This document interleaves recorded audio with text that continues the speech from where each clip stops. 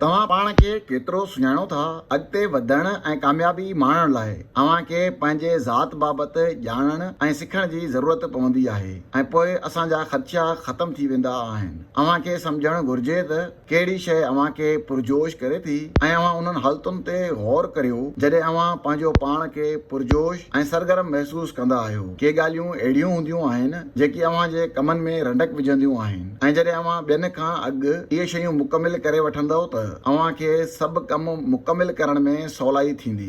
अव्हांखे इहो ॼाणणु घुर्जे त कहिड़ी शइ अव्हांखे सुस्त करे रही आहे ऐं ॿियनि ते तनक़ीद करणु बहितर आहे। तनक़ीद बहितरीअ ॾांहुं क़दम हूंदो आहे, पर उन खां अॻु पंहिंजे अंदर में जाती पाइणु घुर्जे ऐं सम्झणु घुर्जे त अॻिते हली अव्हां कहिड़ी बहितरी आणे सघो था।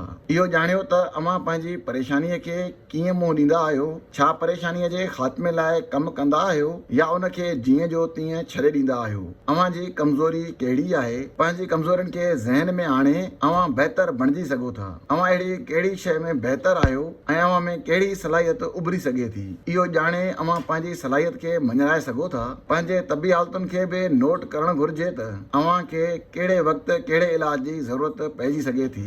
अव्हां कहिड़ी शइ ते सभ खां वधीक ध्यानु ॾींदा आहियो, मिसाल तौरु घर वारा या को घाटो दोस्त। इहो सभु अव्हांजी ख़ुशियुनि सां वाॻियल हूंदो आहे।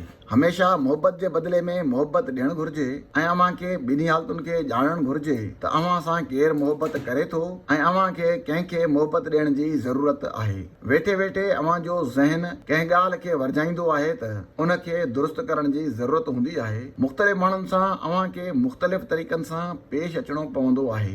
अव्हांखे इहो ॼाणणो पवंदो त अव्हांजी असल हालत कहिड़ी आहे। इहो बि अहम आहे त अव्हांखे सभ खां वधीक कहिड़ी शइ सिखण में दिलचस्पी आहे ऐं कहिड़ी शइ आहे जेका अव्हांखे सभ खां वधीक ख़ुशि रखे थी ऐं उहा कहिड़ी शइ आहे जंहिंखां अव्हांखे चिड़ वठंदी आहे। उहे कहिड़ा माण्हू आहिनि जेके अव्हां लाइ परेशानीअ जो सबबु बणिजंदा आहिनि। अहिड़नि माण्हुनि खां पासो करणु अव्हां लाइ बहितर हूंदो आहे। ऐं आख़िर में अव्हां ज़िंदगीअ में छा करणु चाहियो था, जॾहिं अव्हां इहो ॼाणे वठंदा आहियो त अव्हांजा ख़्वाब वॾा ऐं ज़िंदगी डिघी महसूस थींदी आहे।